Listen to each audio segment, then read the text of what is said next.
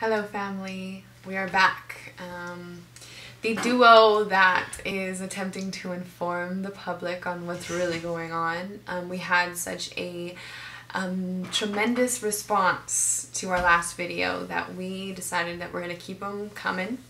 And today's subject is a very important one. You guys are not going to want to miss this. Whole video is extremely informative.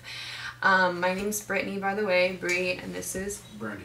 And we are going to be talking today about the demonic D's and the agendas in the media that they are implementing on us to keep us uninformed, and it's very strategic. Now, I went to school for music business in Los Angeles, and I had to take a trends class. And in the trends class, you know, we had to see what trends that, you know, were going forth into, you know, into society. Well, me being very spiritual, not religious, but very spiritual, I was able to pick up on all of these agendas. What I mean by agendas is a reoccurring message that is very blatant in every facet of media that we turn on. And so I was able to devise, I call them the demonic D's of the media. And these are what they are. I'm going to give them out to you real quick. First is called project desensification. Second, it's called project distraction. Third is project degradation. Fourth is project dumbification. And fifth is project demonicism. Now, there's other ones that are out there, like, you know, project depopulation, but that's different. We're talking about media today. So let's jump into it. I'm going to talk to you a little bit about subliminal messaging. Subliminal messaging is something that we've been conditioned with since we were born into this world. It's this, like, you know how when you're in school and they say read it over and over, because then that's when repetition is the fundamental component of memorization. That's the way our brains function. If you see it enough times in marketing, if you see it enough times, that's why the commercials come out all the time, because if you see it enough times, you're more likely to buy. They've developed statistics on a consumer, how many times it takes you to see something to buy it, okay? So you have to think, you have to put that in with everything that they broadcast to us and see what they're trying to embed into our psyches, a reoccurring message that you're trying to just embed into our psyches. And they've been doing it. They've been doing studies on what makes us react, what makes us buy, all of that. So there's certain things that are in our media that you cannot doubt that they're reoccurring all the time. Number one, let's talk about project desensification. This is huge. Project desensification is this: if it's widely exposed, it's widely acceptable, okay? I don't know if you've ever had a credit card and you use it so much that it like takes off the sensor strip. That's exactly what it is with us. When we were younger and, you know, we did something bad, we feel bad for it. But when you do it over and over again, it desensitizes you.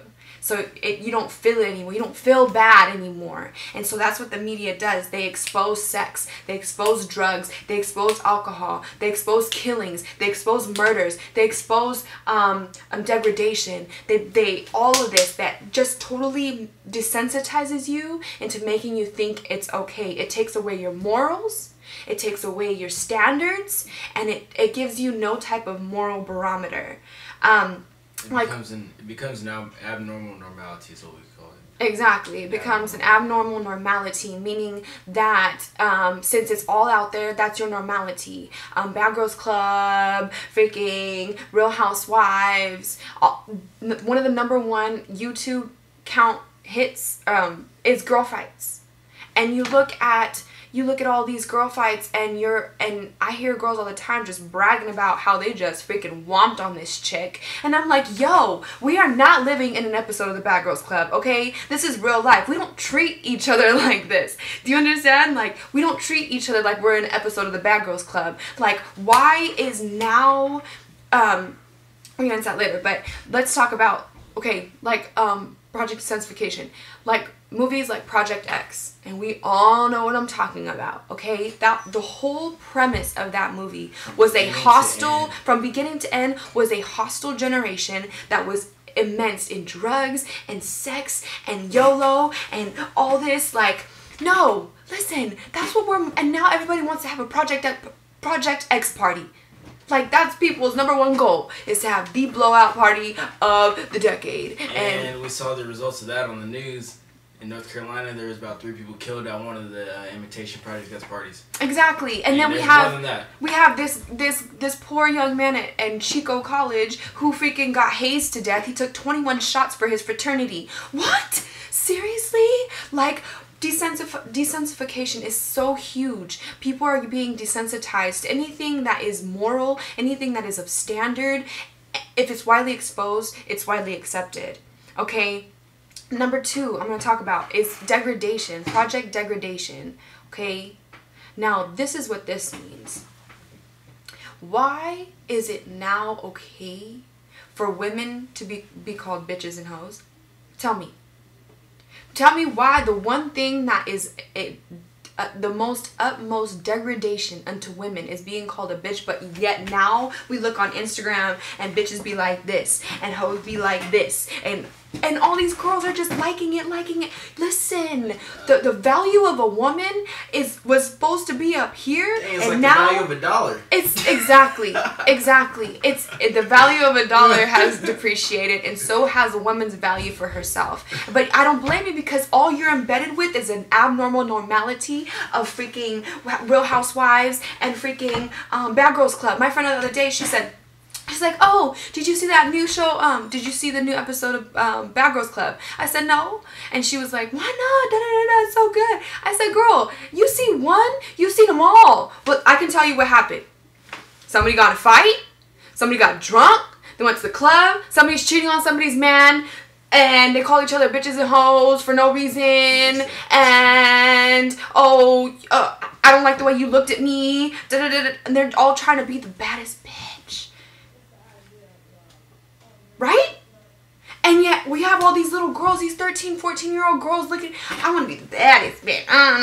Like, are you serious? It's not your fault, because that's all that all the MTV shows, all the freaking 16 and Pregnant, all that is project degradation. They make everybody are so rude to each other. They make everybody just so disrespectful to one another. We are so rude to each other. The way we speak to each other, it's so absolutely just rude. We are so rude to each other. And then you turn on the radio and you have Tigger talking about, come on, make it nasty, drop it down and make it nasty. And that's like #1. Talking about, let's get fat. Come on, get fat. You know what the demographic of who they're marketing to? They know that they're marketing to an age demographic of 11 to 31 years old. That whole teen bracket, you have all these 13, 14-year-olds talking about, I'm gonna get fat. Dropping it down and make it nasty. I read your guys' Facebook posts, okay? I have a lot of kids on my Facebook. I have a lot of kids on my Instagram talking about, I'm gonna make it nasty, drop it down, make it Like, are you serious? Tigger came to freaking Fresno. That show sold out. And you know what the majority of his audience was? Kids. Talking about freaking jump on my pole, freaking suck it, like, what? Are you serious? All these little girls listen to Lil Wayne, freaking Tyga, all of these artists that are just, now you have all these 13, 14, 15-year-olds freaking having babies, freaking getting in fights. They're making this generation very hostile because they're lowering your value on yourselves. Nobody values themselves at all. All these girls freaking comparing themselves to all these girls when they are, listen to me, young woman, young 13-year-old, this freaking Real Housewives and Bad Girls Club, those are no idols that you want to live up to. Okay? Those women are empty. They're hostile. They have no respect for themselves. Their only concern is being the baddest. What is that doing for you? What is that doing for you? Huh? Like, seriously, have some respect for yourself. Have some value for yourself. You are not these girls on Bad Girls Club. Stop trying to act like these girls on Bad Girls Club. Listen, that is not going to get you anywhere. At all. At all.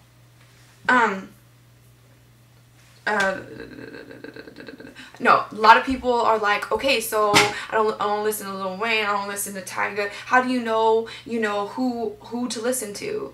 Well, this is my thing.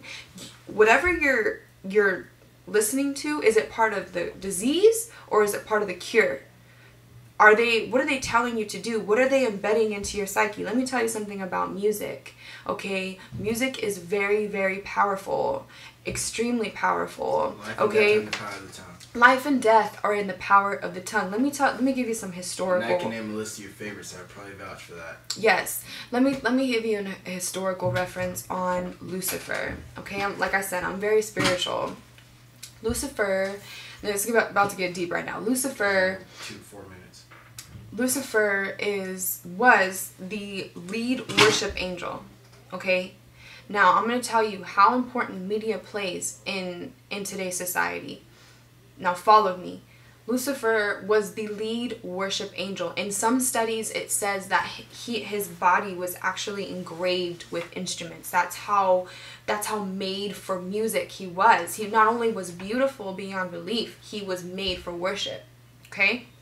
Now, in all of his vanity and in all of his talent, he thought that he could be bigger than God.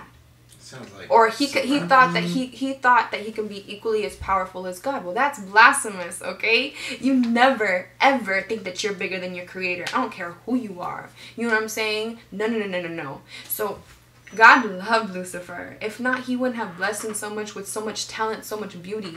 He was so betrayed that you want to be bigger than me? Are you serious? The betrayal of that. So Lucifer got a conglomerate of angels to think the same way, and they casted him and all of the people all the angels that thought that way into hell.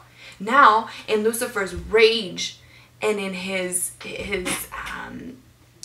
anger towards God, that he totally excommunicated Lucifer from heaven to this wretched place called hell, and he will never get back to heaven. In all of his rage, he devised a plan, family.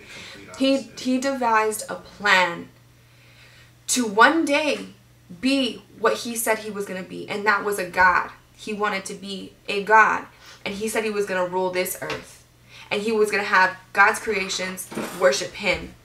Now, listen, let's reflect the characteristics of Satan, okay?